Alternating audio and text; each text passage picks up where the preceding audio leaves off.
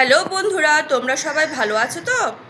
আজকে আমি একটা গল্প বলবো। গল্পটা শুনে বলবে কেমন হয়েছে। ভালো থাকবে আর খুশি খুশি থাকবে। আর আমার ভিডিওটাকে বেশি করে লাইক আর সাবস্ক্রাইব করবে। বন্ধুরা, তোমরা সবাই কেমন আছো? আজকে আমি একটা গল্প বলবো। গল্পের নাম মরণ কাঠি ও জীবন কাঠি। ঠাকুমার ঝুলি থেকে গল্প। এক কুলীন ব্রাহ্মণ ছিল। তার ছিল এক স্ত্রী। তার ছেলেপুলে হয়নি। ব্রাহ্মণের অবস্থা খুব খারাপ ছিল, কিন্তু ব্রাহ্মণ খুব অলস প্রকৃতির ছিল বলে তার অবস্থার উন্নতির কোনো চেষ্টা করতো না। স্ত্রীর সঙ্গে ব্রাহ্মণের এই জন্যে সর্বদা ঝগড়া হতো। একদিন ব্রাহ্মণী শুনতে পেল যে তার গায়ের 5 ক্রোশ দূরে এক রাজার ছেলের বিয়েতে খুব ধুমধাম হবে। ব্রাহ্মণ পণ্ডিতরা অনেক টাকা কড়ি পাবেন। তাই শুনে তো ব্রাহ্মণী সেই রাজার কাছে যাবার জন্য স্বামীকে পীড়াপিড়ি করতে লাগলো। ব্রাহ্মণ বলল, আমাদের কিছু নেই, বেশ কোনো রকমে তো দিন কেটে যাচ্ছে। কে বলো তো অত দূরে কষ্ট করে যায়, সেখানে গিয়ে যদি আবার শরীর খারাপ হয় তো সে মহা বিপদ। কিন্তু ব্রাহ্মণী কিছুতেই শুনল না, জোর করে ব্রাহ্মণকে পাঠিয়ে দিল। ব্রাহ্মণ কি করে, বিরক্ত হয়ে বাড়ি থেকে বেরিয়ে পড়ল। তারপর যেদিকে দু চোখ যায় সেদিকে চলতে লাগলো। গ্রামের আর সব ব্রাহ্মণেরা কোন পথে যে রাজবাড়ি গেল সে খোঁজ খবর না নিয়ে ভুল পথে চলছিল। চলতে চলতে অনেক দূর চলে গেল। শেষে দেখতে পেল সামনে একটা মস্ত কড়ির পাহাড়। দেখে তো তার ভারী আশ্চর্য বোধ হলো। আবার খানিক দূরে গিয়ে দেখে যে একটা প্রকাণ্ড পয়সার পাহাড়।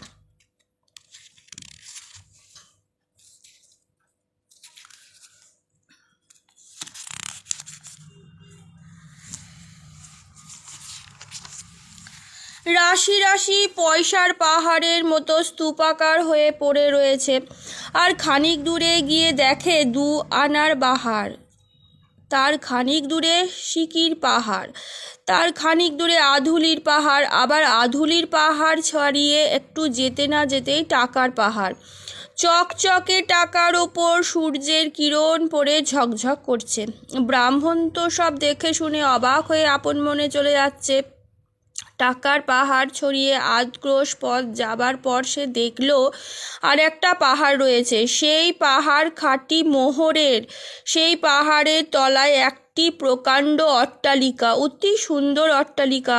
আর সেই অট্টালিকার দরজার সামনে দাঁড়িয়ে এক পরমা সুন্দরী কন্যে ব্রাহ্মণকে দেখা মাত্র অতি যত্নে তার হাত পা ধরে বলল, যাই হোক, এতদিন পরে আমাকে মনে পড়েছে, এই ঢের।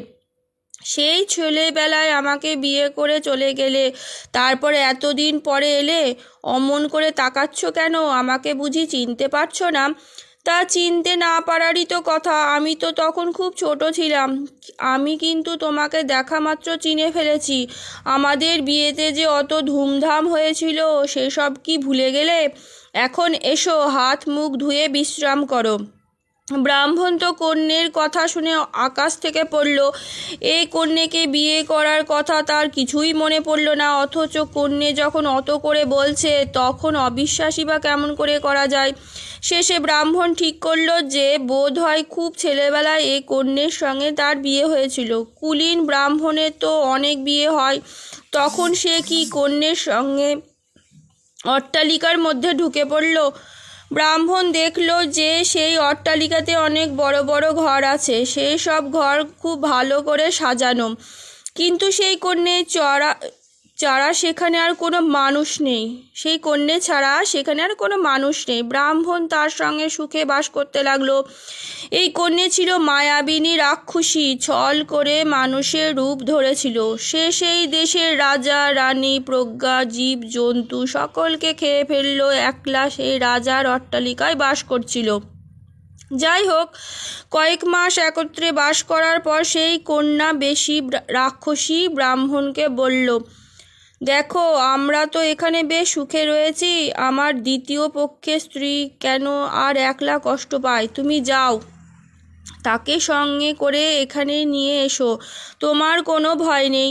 আমরা দুই সতীনের ঝগড়া করব না। এই কথা বলে সে তার সতীনের জন্য ভালো ভালো কাপড় আর অনেক গয়না ব্রাহ্মণের হাতে দিল। ব্রাহ্মণ সেগুলো নিয়ে স্ত্রীকে আনতে চলল। এদিকে রাজপুত্রের বিয়ে শেষ হলে পর ব্রাহ্মণেরা যে যা পেল সঙ্গে নিয়ে বাড়ি ফিরল, কিন্তু আমাদের ব্রাহ্মণী তাদের সঙ্গে এলো না। ব্রাহ্মণের স্ত্রী দিন 2-4 অপেক্ষা করার পর যখন দেখলো যে ব্রাহ্মণ ফিরে এলো না, তখন সকলের কাছে গিয়ে নিজের স্বামীর খোঁজ করতে নিতে গেল। তারা বলল, কই তোমার স্বামী তো আমাদের সঙ্গে যায়নি, আমরা কেউ তাকে রাজবাড়ি যেতে দেখিনি, নিশ্চয় সে ভুল পথে অন্য কোনো জায়গায় গিয়েছে। এই কথা শুনে স্ত্রী কাঁদতে লাগলো আর স্বামীর ইচ্ছার বিরুদ্ধে একরকম জোর করে তাকে পাঠিয়ে দিয়েছিল বলে নিজের বুদ্ধির কত দোষ দিতে লাগলো। এমন করে কিছুদিন যায়। একদিন বিকেলে বেলায় কয়েকজন লোক সে ব্রাহ্মণের স্ত্রীকে এসে বলল, গো তোমার স্বামীর মতো একজন লোক বেশ ভালো পোশাক পরে ভালো ভালো কাপড় চোপড় আর গয়নাগাটি নিয়ে ওই দিকে আসছে। এই কথা বলতে বলতে সে ব্রাহ্মণ বাড়ির উঠানে এসে হাজির।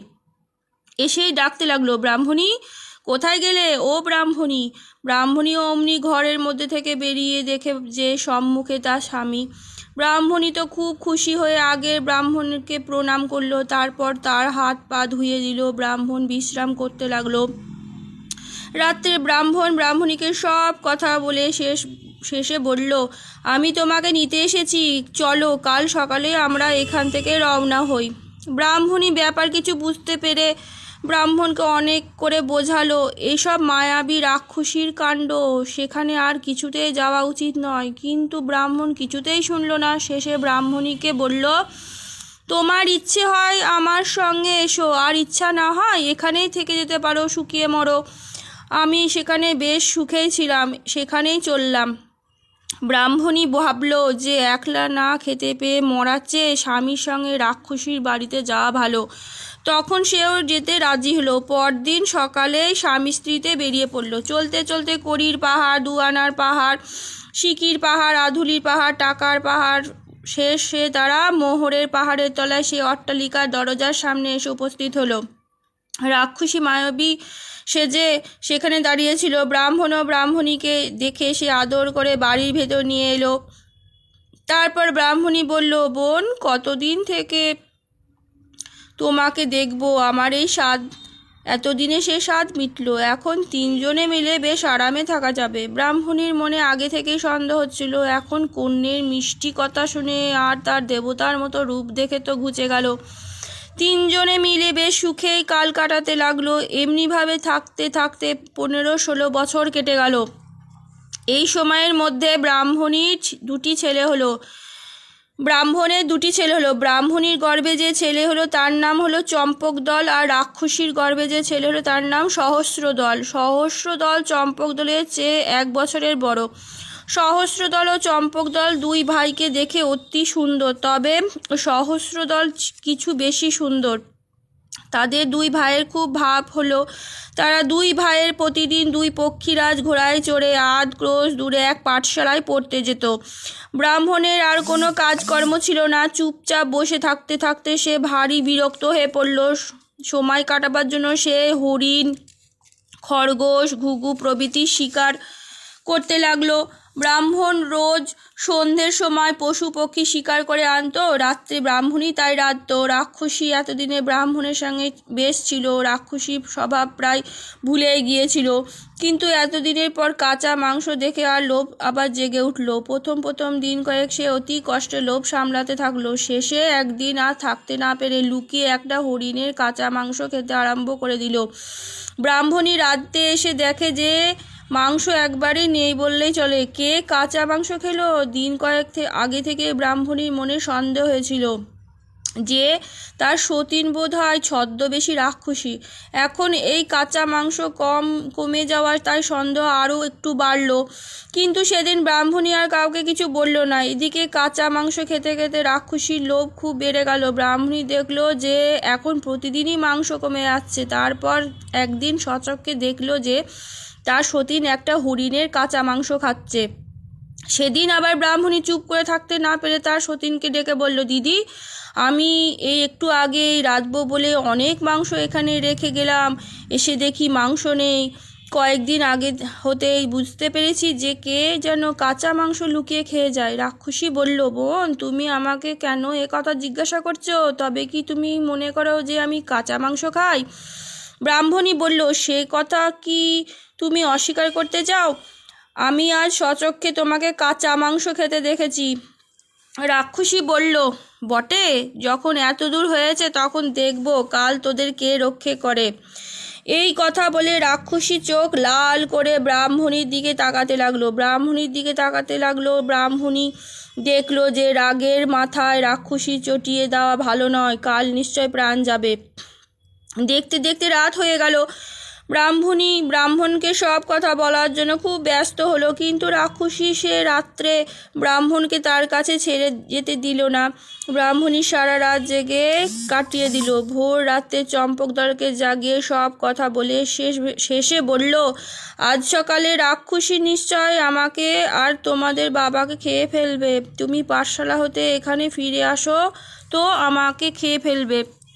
তাই আমি তোমাকে আমার মাথার দিব্যি দিয়ে বলছি যে ভোর হওয়া মাত্র পক্ষীরাজ ঘোড়ায় চড়ে পাঠশালায় চলে যেও। আর এই সোনার কৌটোতে আমার সতীনের দুগ্ধ আছে, এই দুধ নিয়ে যাও। সর্বদাই দুধের ওপর নজর রেখো। যখন দেখবে এই দুধ একটু লাল হয়েছে তখনই বুঝবে তোমার বাবার বিপদ আছে। আর অমনি যেই এদিকে না এসো, সেই দিকে দু চোখ যায়, ঘোড়া ছুটিয়ে সেদিকে পালিয়ে যেও। ভোর হওয়া মাত্র সহস্রদল আর চম্পকদল দুটি পক্ষীরাজ ঘোড়ায় চড়ে পাঠশালায় গেল। চম্পকদল সেই কৌটো দুধ দেখতে দেখতে চলল। এদিকে সকাল হওয়ার পর রাক্ষসী ব্রাহ্মণের কথায় বলল, চল। ভোর হওয়া মাত্র সহস্রদল আর চম্পকদল দুটি পক্ষীরাজ ঘোড়ায় চড়ে পাঠশালায় গেল। চম্পকদল সেই কৌটো দুধ দেখতে দেখতে চলল। এদিকে সকাল হওয়ার পর রাক্ষসী ব্রাহ্মণকে বলল যে চল আমরা পুকুরে স্নান করে আসি। রাক্ষসীর কথা মতো ব্রাহ্মণ পুকুরে স্নান করতে চলল। তখন রাক্ষসী এক বিকট চিৎকার করে মানুষের মূর্তিতে ছেড়ে অতি ভয়ঙ্কর মূর্তি ধারণ করলো। সে লম্বায় হলো ঠিক তাল গাছের মতন, আর দাঁতগুলো হলো মূলোর মতন, কান দুখানা হলো কুলোর মতন, হাতের নখগুলো হলো ছুরির মতো। রাক্ষসী তখন ব্রাহ্মণকে নখ দিয়ে ছিঁড়ে খণ্ড খণ্ড করে ফেলবে, যার হাড় মাংস টপাটপ খেতে লাগলো। এদিকে চম্পকদল সেই সময় দেখলো যে কৌটোর দুধ একটু লাল হয়েছে। অমনি সে বুঝতে পারলো রাক্ষসী তার বাপকে মেরে ফেলেছে। সে কাঁদতে কাঁদতে ঘোড়া ছুটিয়ে দিল। তাকে কাঁদতে দেখে সহস্রদল একটু ব্যস্ত হলো। চম্পকদল কাঁদছো কেন ভাই? বলতে বলতে সেও পিছন পিছন ছুটলো। এদিকে রাক্ষসী করলো কি, ব্রাহ্মণের মাংস শেষ করে ব্রাহ্মণীকে আস্ত গিলে ফেললো। ঠিক সেই সময় চম্পকদল দেখলো যে কৌটোর দুধের রং গাঢ় লাল হয়ে গেছে। তখন সে ও মা গো বলে কাঁদতে কাঁদতে আরও বেগে ঘোড়া ছুটিয়ে পালাতে লাগলো।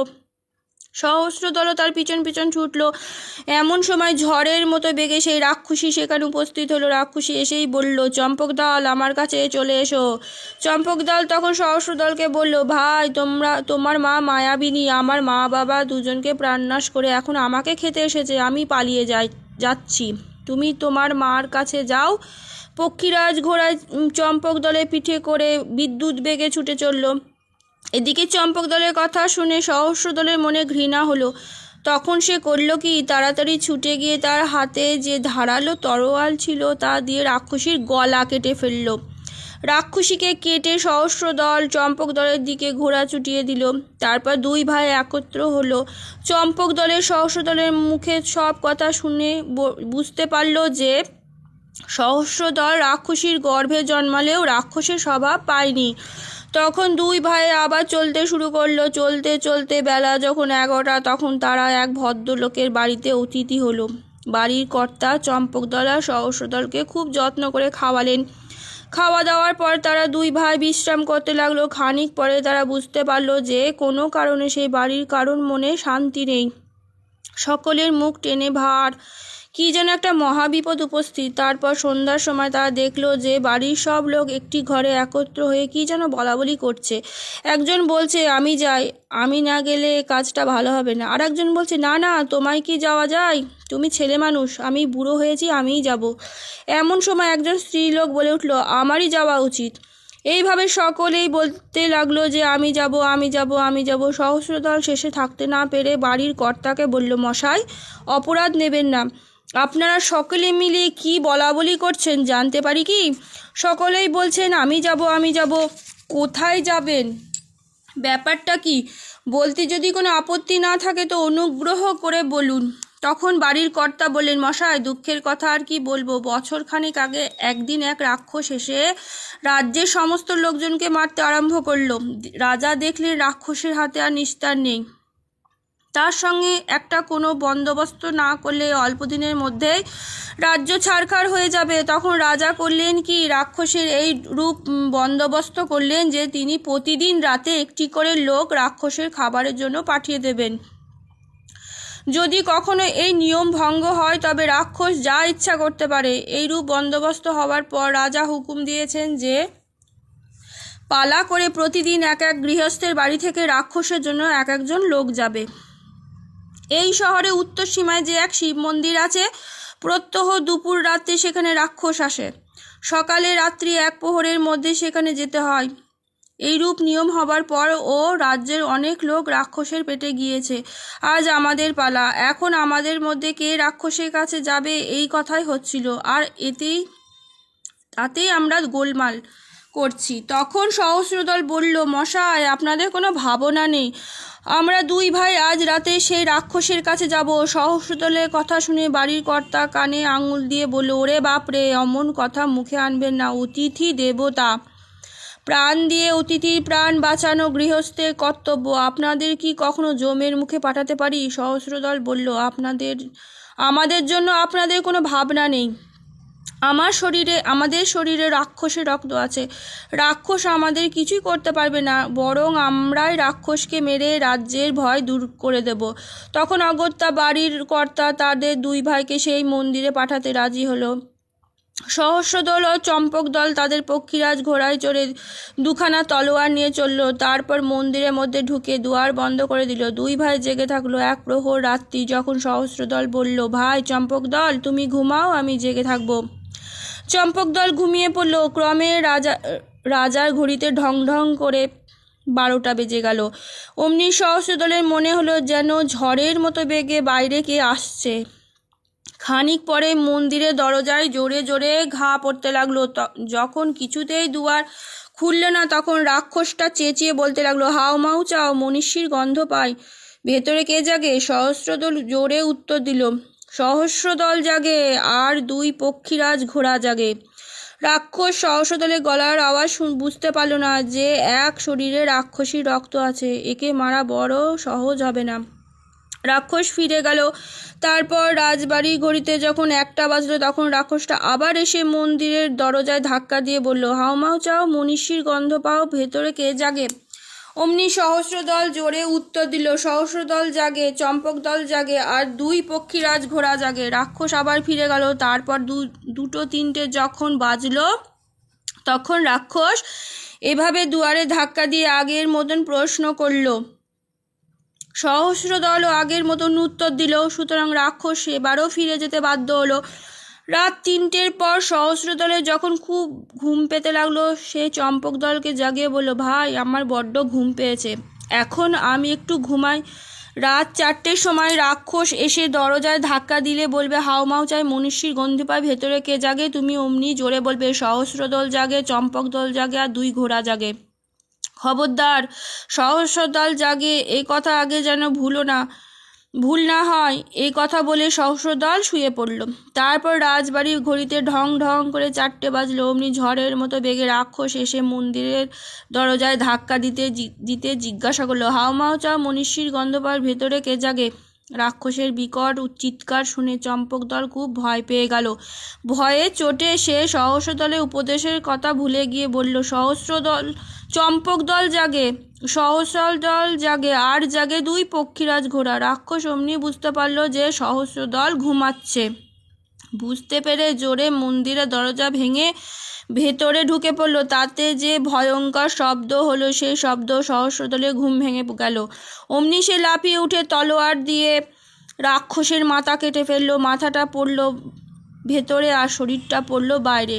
রাক্ষসের শরীরটা যেন একটা পাহাড় আর তার মাথাটা যেন একটা গম্বুজ। সে প্রকাণ্ড মাথার পাশে দুই ভাই শুয়ে পড়লো। দেখতে দেখতে বাকি রাতটুকু কেটে গেল। ভোরে কতগুলো কাঠুরে সেই দিক দিয়ে কাঠ কাটতে যাচ্ছিল।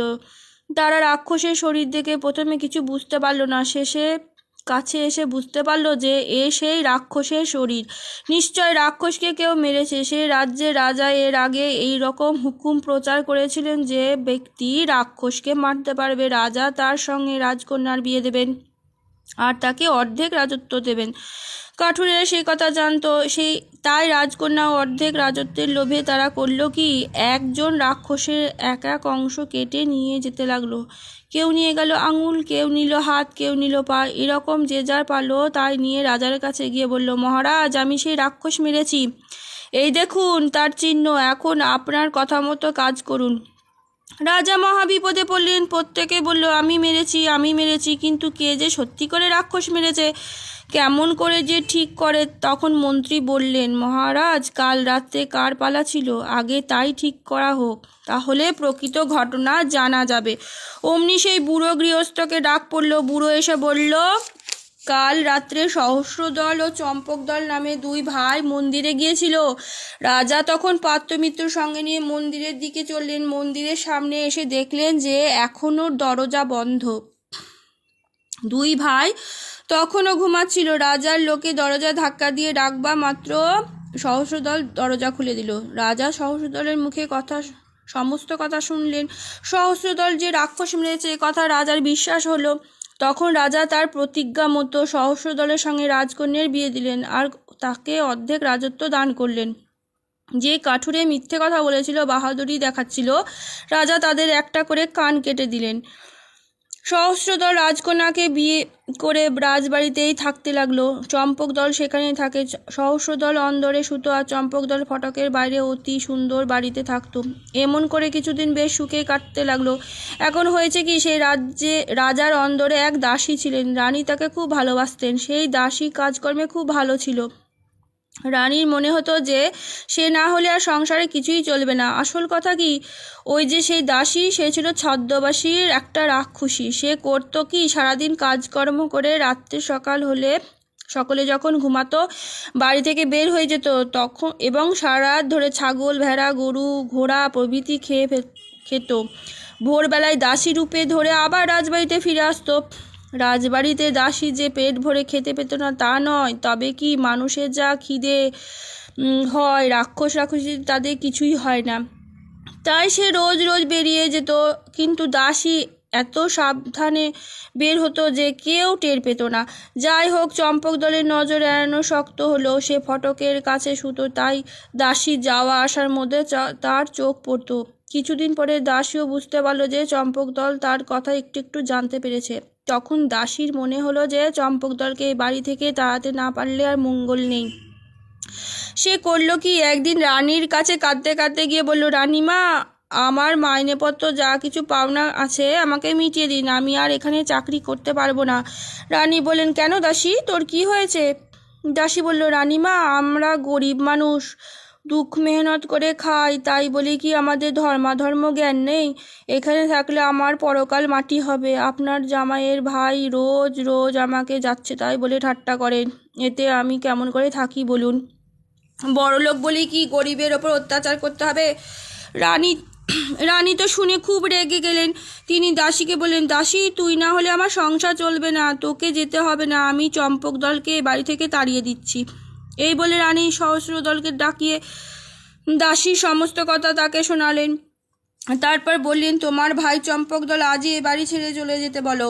সহস্রদল রানী অনেক করে বোঝালো, কিন্তু রানী কিছুতেই বুঝল না। তার এই কথা চম্পক দলকে তার বাড়ি হতে তাড়াও। তখন সহস্রদল বলল, কি, খুব দুঃখ করে একখানা চিঠি লিখে চম্পক দলের কাছে পাঠিয়ে দিল। সে বেশ জানতো যে চম্পক দল নির্দোষ, তাই মুখে তাকে কোনো কথা বলতে পারল না। সহস্রদলের চিঠি পেয়ে চম্পকদল খুবই দুঃখিত হলো।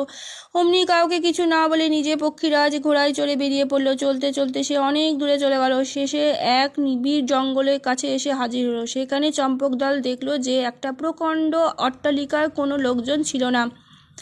চম্পকদল এ ঘর ও ঘর ঘুরে বেড়াতে লাগলো। ঘুরতে ঘুরতে শেষে একটা সুন্দর ঘরে এসে ঢুকলো। এক পরমা সুন্দরী কন্যা পালঙ্কের ওপর শুয়ে ঘুমাচ্ছে, আর সেই কন্যার পাশে একটা সোনার কাঠি একটি রূপোর কাঠি পড়ে রয়েছে। তখন চম্পকদল করল কি, রূপোর কাঠিটা যে কন্যের গায়ে ঠেকালো, অমনি সে জেগে পালঙ্কের ওপর উঠে বসলো। তারপর চম্পকদলকে জিজ্ঞাসা করলো, তুমি কে, আর এখানেই বা কেন এসেছো? চম্পকদল নিজের সব কথা বলল। শুনে কন্যে বলল, সর্বনাশ, তুমি কি করেছো? মানুষ হয়ে এখানে এলে কেন? এ যে এক রাক্ষসের দেশ। এই অট্টালিকার 700 রাক্ষস বাস করে। তারা আমার বাবা মা ভাই বোন আর এ দেশের অন্য সবাইকে খেয়ে ফেলেছে, কিন্তু বুড়ি রাক্ষসীর দয়ায় আমি এখনো বেঁচে আছি। রাক্ষসেরা রোজ সকালবেলায় সমুদ্রের ধারে শিকার করতে যায়। সমস্ত দিন নানা রকম জীবজন্তু খেয়ে সন্ধ্যের সময় এসে ফিরে আসে। শিকারে বের হবার সময় রাক্ষসেরা করে কি, এই রূপোর কাঠি আমার শরীরে ঠেকিয়ে আমাকে ঘুম পাড়িয়ে দিয়ে যায়। সমস্ত দিন আমি মরার মতো পড়ে থাকি। তারপর ফিরে এসে তারা এই সোনার কাঠি আমার শরীরে ঠেকায়, তখন আমি বেঁচে উঠি। এই রূপোর কাঠি বলে মরণ কাঠি, আর সোনার কাঠিকে বলে জীবন কাঠি। কখন রাক্ষসেরা যদি তোমাকে দেখতে পায় তারা খেয়ে ফেলবে। কন্যের কথা শেষ হলো। দুজন মিলে চম্পকদল বাঁচার জন্য নানা পরামর্শ করতে লাগলো। শেষে এই ঠিক হলো যে সন্ধে হবার একটু আগে চম্পকদল শিব মন্দিরের মধ্যে যে রাশি রাশি বেলপাতা রয়েছে তার মধ্যে লুকিয়ে থাকবে। তারপর সকালবেলা রাক্ষসীরা চলে গেল, সে আবার কন্যের কাছে আসবে। ক্রমে বেলা পড়ে গেল। চম্পকদল কন্যের শরীরে মরণ কাঠি ঠেকিয়ে বেলপাতার মধ্যে এসে লুকিয়ে থাকলো। সন্ধ্যের পর বুড়ি রাক্ষসী জীবন কাঠি দিল, কন্যেকে জাগালো। কন্যে তখন তার পায়ে হাত বুলিয়ে দিতে লাগলো। বুড়ি বলল, কেশবতী, আজ মানুষের গন্ধ পাচ্ছি কেন? কেশবতী বলল, আমি তো একজন মানুষ, আমারই গন্ধ, আর কার গন্ধ? তা আমাকেই খেয়ে ফেলো। তখন বুড়ি রাক্ষসী বলল, ষাট বাছা, তোকে কেন খাবো? তোর শত্রুকে খাই। তারপর রাতে ঘুমোতে গেল। সকাল হতে বুড়ি রাক্ষসী কেশবতীর শরীরে মরণ কাঠি ঠেকিয়ে আর সব রাক্ষসেরা সমুদ্রের ধারে চলে গেল। একটু বেলা হলে চম্পকদল যখন বুঝতে পারলো যে 700 রাক্ষস বেরিয়ে পড়েছে, তখন সে ধীরে ধীরে কেশবতীর ঘরে এলো। তারপর জীবন কাঠি তাকে দিয়ে বাঁচালো। শেষে দুজন মিলে সেই অট্টালিকা চারপাশে ঘুরে বেড়াতে লাগলো। অট্টালিকার মধ্যে যে পুকুর ছিল, কেশবতী সেই পুকুরে স্নান করে বেশ করে চুল শুকিয়ে নিল। তখন চম্পকদল বলল, এমন করে লুকিয়ে আর কতদিন থাকা যাবে? যাতে আমরা দুজনে এই রাক্ষসপুরীর হতে পালিয়ে যেতে পারি তার উপায় বার করো। কেশবতী বলল, আজ আমি আমাদের পালাবার একটা উপায় ঠিক করেছি। চম্পকদল বলল, কি শুনি? কেশবতী বলল, আজ রাতে আমি সেই বুড়ি রাক্ষসীকে কলা কৌশলে জিজ্ঞাসা করব যে তাদের প্রাণ কোথায় আছে। সে কথা জানতে পারলে পালানো খুব সহজ হবে। তারপর আবার আগের দিনের মতন সন্ধে একটু চম্পকদল কেশবতীর শরীরে মরণ কাঠি ঠেকিয়ে বেলপাতার মধ্যে গিয়ে লুকিয়ে রইল। ক্রমে রাক্ষসীরা এসে পড়ল। কেশবতী আবার রাক্ষসী বুড়ির পায়ের তলায় তেল মাখাতে লাগলো। বুড়ি সেদিন বলল, কেশবতী, মানুষের গন্ধ পায় যে? কেশবতী বলল, মানুষ বলতে তো আমাকেই খাও। বুড়ি বলল, ষাট ধন, তোকে কেন খাবো? তোর শত্রুকে খাই। তখন কেশবতী বুড়ি রাক্ষসীর পায়ে তেল মাখাতে মাখাতে কাঁদতে লাগলো। বুড়িকে জিজ্ঞাসা করলো, কেশবতী, আজ তুই কাঁদছিস কেন? কেশবতী বলল, আমি কাঁদছি কেন তা বললি? তুমি না হয় আমাকে ভালোবাসো, কিন্তু তুমি তো বুড়ি হয়েছো, আজ বাদে কাল মারা যাবে, তখন আমাকে কে বাঁচাবে?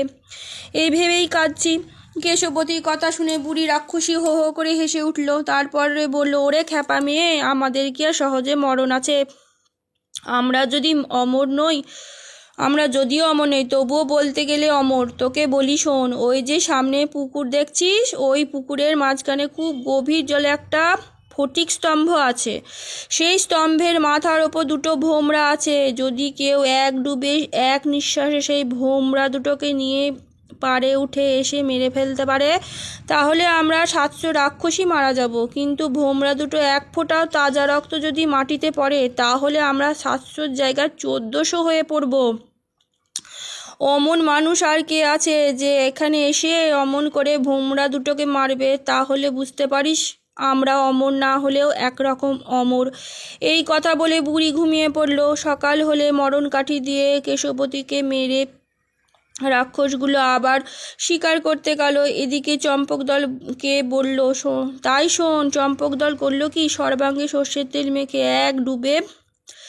এক নিঃশ্বাসে ফটিক স্তম্ভের মাথা থেকে ভোমরা দুটোকে হাতের মুঠোয় করে পুড়ে পাড়ের উপরে এসে উঠে দাঁড়ালো। তারপর কেশবতীকে বলল, কেশবতী, খানিকটা ছাই এনে রাখো, এখানে আনো, আর একখানা ধারালো ছুরি আনো। কেশবতী তৎক্ষণাৎ সেই জিনিস আনলো। চম্পকদল তখন মাটিতে ছাই ফেলে ধারালো ছুরি দিয়ে ভোমরা দুটোকে কেটে ফেললো। সেই ছাই ফেলে দেওয়ার ফলে ভোমরা রক্ত মাটিতে পড়ল না। চম্পকদল যেই ভোমরা দুটোকে কেটে ফেলেছে, অমনি সে 700 রাক্ষস যে যেখানেই ছিল বিকট চিৎকার করতে করতে পড়ে মারা গেল। এমন ভীষণ শব্দ হলো যে কেশবতী আর চম্পকদলের কানে তালা লেগে গেল। তারপর চম্পকদল আর কেশবতী ফুলের মালা বদল করে বিয়ে করল। বিয়ে করে দুজনে সুখ স্বচ্ছন্দের দিন কাটাতে লাগলো। কেশবতী প্রতিদিন অট্টালিকার সামনে যে নদী ছিল তাতে স্নান করত। একদিন হলো কি, স্নান করতে করতে কেশবতী মাথার একগাছি চুল ছিঁড়ে গেল। সে যেমন তেমন চুল নয়, এত লম্বা যে তার পায়ের গোড়ালিতে এসে পড়ত। চুল ছিঁড়ে যাওয়ায় কেশবতীর মনে খুব কষ্ট হলো। সে করলো কি, একটা গোলাপ ফুল সেই চুলে বেঁধে ভাসিয়ে দিল। গোলাপ ফুল বাঁধা চুল ভাসতে ভাসতে চললো। ভাসতে ভাসতে শেষে সহস্রদল তার বন্ধু বান্ধবের সঙ্গে যে ঘাটে স্নান করছিল সেই ঘাটে গিয়ে লাগলো। অমনি সহস্রদল তা ধরে ফেললো। তারপর দেখে কি, সেই গোলাপ ফুলের সঙ্গে একগাছি খুব কালো চুল বাঁধা রয়েছে। মেলে শেষে সেই চুল 3 হাতের বেশি লম্বা। সহস্রদলের মনে হলো, এমন চুল যাচ্ছে কে না জানি সে কেমন দেখতে হবে। এই ভাবনায় তার মুখ শুকিয়ে যেতে লাগলো। সে তখনই রাজবাড়িতে ফিরে গেল, কিন্তু কিছুতেই তার আর মনে সুখ নেই। রানীমা দেখলো তার জামাই সর্বদা মুখ ভার করে থাকে। তাই একদিন তিনি সহস্রদলকে জিজ্ঞাসা করলেন, আচ্ছা বাবা, কদিন থেকে দেখছি তুমি সর্বদা মুখ গম্ভীর করে থাকো, তোমার কি হয়েছে বলো তো? আমি যেমন করে পারি তোমার কষ্ট দূর করব। তখন সহস্রদল রানীমাকে সেই চুল দেখে বলল, এই চুল যার তাকে দেখার জন্য আমার মন বড় ব্যাকুল হয়েছে, আমি কিছুতেই আর শান্তি পাচ্ছি না। রানী বললেন, বাবা তুমি ভেবো না, আমি তোমার মনোবাঞ্ছা পূর্ণ করব। এই বলে তিনি দাসীকে ডাকে সব কথা বললেন। দাসী বললেন, রানীমা, যদি হিজল কাঠের নৌকার মন পবনের দ্বার পাই তাহলে আমি কেশবতীকে এনে দিতে পারি। দাসীর কথা মতো হিজন কাঠের নৌকা আর মন পবনের দ্বার তৈরি হলে সে দ্বার নৌকাতে লাগানো হলো। তখন সেই দাসী করলো কি, এক হাঁড়ি ভালো সন্দেশ আর কতগুলো ভালো চীনামাটির পুতুল নিয়ে সহস্রদল যে ঘাটে স্নান করত সেই ঘাটে হতে নৌকার উপরে উঠল। তারপর তিন তুড়ি দিয়ে এই মন্ত্র পড়তে পড়তে নৌকা ছেড়ে দিল। হিজল কাঠের নৌকা, মন পবনের দ্বার, কেশবতী যে ঘাটে স্নান করে সেই ঘাটে আমাকে নিয়ে চল। অমনি নৌকা নক্ষত্র বেগে চলতে লাগলো। দেখতে দেখতে নৌকা যে ঘাটে কেশবতী স্নান করতো সেই ঘাটে এসে দাঁড়ালো। তখন দাসী করলো কি, সন্দেশের হাঁড়িটা হাতে করে কেশবতী যে অট্টালিকায় বাস করতো তার সামনে সে ডাকতে লাগলো, কেশবতী, কেশবতী আছিস? ও কেশবতী বেরিয়ে এসে বলল, কে ডাকে? ও মা, কি ভাগ্যি কেশবতী, তাই তো এত বড় হয়েছিস। আহা বাছা, তুই যখন 4 বছরে তখন তোকে দেখেছিলাম। আমি যে তোর মাসি হই, আমাকে চিনতে পারিস না বুঝি? তা পারবো কেমন করে, তুমি তো নেহাত ছেলে মানুষ। আহা বাছা, বেঁচে থাক, পাকা চুলে সিঁদুর পট। এই কথা বলে সে আদরের ওপর আদর খেয়ে তো কেশবতীকে অস্থির করে তুলল। কেশবতী ভাবল, সত্যি বুঝি তার মাসি এসেছে। আর চম্পকদলও মনে করলো হতে পারে কেশবতীর মাসি। পরদিন খাওয়া দাওয়ার পর চম্পকদল যখন ঘুমোতে লাগলো তখন মাসি কেশবতীকে বলল, আয় আমরা নদীতে গা ধুয়ে আসি। কেশবতী বলল, উনি এখন ঘুমাচ্ছেন, ওকে না বলে কেমন করে যায়? তখন দাসী বলল, তাতে আর ক্ষতি কি, জামাই ঘুমাক না, আমরা ফিরে আসার আগেই সে যদি জেগে ওঠে তবে ওই হাঁড়িতে যে সন্দেশ আছে তা না হয় খাবে। এই কথা বলে সে চম্পকদলের জন্য রূপর থালায় কয়েকটা সন্দেশ 1 গ্লাস ঠান্ডা জল রেখে কেশবতীকে সঙ্গে নিয়ে ঘাটে গা ধুতে গেল। গা ধুতে ধুতে নৌকার ওপর চীনামাটির পুতুল দেখে কেশবতী বলল, মাসি ওগুলো কি? অমনি মাসি বলল, ওগুলো চীনামাটির পুতুল, নিবি তো নৌকাতে আয়। কেশবতী প্রথমে নৌকাতে যেতে অস্বীকার করলো, শেষে মাসির কথায় ভুলে নৌকায় উঠল। সে নৌকাতে পা দেওয়া মাত্র মাসি আঙুলে 3 তড়ি দিয়ে মন্ত্র পড়ল। হিজল কাঠের নৌকা, মন পবনের দ্বার, সহস্র যে ঘাটে স্নান করে সেই ঘাটে নিয়ে চল। অমনি নৌকা খুব জোরে ছুটতে লাগলো। কেশবতী তখন নিজের বিপদ বুঝতে পেরে কাঁদতে কাঁদতে নদীতে ঝাঁপ দিতে গেল। রাক্ষসী দাসী তাকে ধরে নিল। তারপর দেখতে দেখতে নৌকা সহস্র দল যে ঘাটে স্নান করতো সেই ঘাটে এসে লাগলো। তখন কেশবতীকে রাজবাড়িতে নিয়ে যাওয়া হলো, তখন যেখানে তার চুল আর রূপ দেখে সকলেই চমকে গেল। কেশবতী কিন্তু সেখানে মন নেই। সে কাঁদতে কাঁদতে বলতে লাগলো, আমাকে আমার স্বামীর কাছে রেখে এসো। কিন্তু তার কথা তখন কে শোনে? শেষে কেশবতী যখন বুঝতে পারলো যে সে বন্দিনী হয়েছে, তখন রাজবাড়িতে মেয়েদের কাছে গিয়ে বলল, আমি একটি ব্রত নিয়েছি, 6 মাস পরে ব্রত শেষ হবে। এই 6 মাস আমি কোনো পুরুষের মুখ দেখব না, সর্বদা আলাদা বাড়িতে থাকবো। কেশবতীর ইচ্ছা মতো রাস্তা ধারে একটা ছোট্ট বাড়ি তাকে দেওয়া হলে সে বাড়ি একটা জানলার পাশে বসে বসে সর্বদাই কাঁদত। এদিকে চম্পকদল ঘুম থেকে উঠে দেখে যে কেশবতী আর নেই, তার মাসিও নেই। চম্পকদল ছুটে নদীর ঘাটে গেল, সেখানেও তাকে দেখতে পেল না। তখন তার মনে সন্দেহ হলো, নিশ্চয় সেই মাসি তাকে ভুলিয়ে নিয়ে গিয়েছে। কেশবতীর শোকে চম্পকদল পাগলের মতো হলো। তারপর দেশে দেশে ঘুরে বেড়াতে লাগলো। ভয়ে ভাবনায় তার সুন্দর চেহারা একবারে মাটি হয়ে গেল। এমন করে প্রায় 6 মাস কেটে গেল, তবুও কেশবতীর কোনো খবর পাওয়া গেল না। শেষে চম্পকদল সহস্রদলের শ্বশুরের রাজ্যে এসে উপস্থিত হলো। সেখানে কেশবতী যে বাড়িতে থাকতো, একদিন চম্পকদল তার পাশে রাস্তা দিয়ে যেতে যেতে শুনতে পেল কে যেন জানলার নিচে বসে কাঁদছে। কান্নার শব্দ শুনে চম্পকদল থমকে দাঁড়ালো। তার মনে হলো এ স্বর যেন চেনা চেনা। সে কিছুক্ষণ দাঁড়িয়ে দাঁড়িয়ে শুনে নিশ্চিন্ত হয়ে বুঝতে পারলো যে কেশবতী কাঁদছে। এখন সে কোনো রকম যেরকম হোক তাকে উদ্ধার করতে হবে। সে সুযোগ খুঁজতে লাগলো। সন্ধ্যার পর লোকের ভিড় কমে এলো। সে জানলার কাছে গিয়ে চুপি চুপি বলল, কেশবতী, আমি চম্পকদল, তোমায় খুঁজতে খুঁজতে এখানে এসেছি। কেশবতী চমকে উঠল। তারপর তারা ঠিক করলো যে পরশু যখন কেশবতীর ব্রত শেষ হবে, তখন চম্পকদল ব্রাহ্মণ সেজে ব্রত কথা বলাবার ভার নেবে। পরদিন রাজা ঢোল পিটিয়ে দিলেন যে কেশবতীর ব্রত কথা বলতে পারে এমন একজন ব্রাহ্মণ চাই। সে রাজ্যে ব্রাহ্মণের অভাব ছিল না, কিন্তু কেশবতী ব্রত কথা যে কি তা কেউ বলতে পারল না। শাস্ত্রে অনেক ব্রত কথা আছে, কিন্তু কেশবতীর ব্রত কথা কোথাও নেই। ব্রাহ্মণের মাথা ঘুরে গেল। তখন চম্পকদল করল কি, ব্রাহ্মণের মতো একগাছা পৈতে দিয়ে গায়ে নামাবলী জড়িয়ে কপালে ফোঁটা কেটে রাজার কাছে এসে বলল, মহারাজের জয় হোক, আমি কেশবতীর ব্রত কথা বলবো। তারপর দিন রাজসভায় পাশে ব্রত কথা বলবার জায়গা ঠিক হলো। রাজা, মন্ত্রী ও রাজ্যের আর সব বড় বড় লোকজন এসে নিজেই আসনে বসল। কেশবতী খানিক দূরে একটা পর্দার আড়ালে বসলো। ক্রমে রাজার আদেশে ব্রাহ্মণ কেশবতীর ব্রত কথা আরম্ভ করলো। এক কুলীন ব্রাহ্মণ থেকে শুরু করে এ পর্যন্ত যত ঘটনা ঘটেছিল সে একে একে সব বলে যেতে লাগলো। বলতে বলতে একেবারে কেশবতীকে জিজ্ঞাসা করে, কি ঠিক আছে তো? কেশবতী আস্তে আস্তে বলে, হ্যাঁ ঠিক হচ্ছে, আপনি বলে যান। তারপর যখন রাক্ষসী দাসীর কথা বলা হলো, তখন দাসীর মুখ একবারে চুন। সে ভাবলো, এই রে, এইবার আমার শেষ। সহস্রদল বলল, হ্যাঁ এ তো ব্রাহ্মণ আমার সম্বন্ধে যা বলছে তা ঠিক। শেষে চম্পকদল যখন ব্রত কথা শেষ করলো, তখন সহস্রদল তাকে আলিঙ্গন করে বলল, তুমি আমার ভাই চম্পকদল ছাড়া আর কেউ নও। আমার দোষই তুমি এখান থেকে চলে গিয়ে এত কষ্ট পেয়েছো। রাজা তো দাসীর কথা শুনে ভয়ানক রেগে গেলেন। তখন রাজবাড়ির সামনে একটা মস্ত গর্ত করা হলো। সেই গর্তের নিচের কাটার ওপর কাটা দিয়ে রাক্ষসী দাসীকে পুঁতে ফেলা হলো। তারপর সহস্রদল ও রাজকন্যে আর চম্পকদল ও কেশবতী সুখে ঘরকন্না করতে লাগলো। আজকের মতন গল্প এটুকুনি। কেমন লাগলো জানাবে। ভালো থাকবে, খুশি খুশি থাকবে।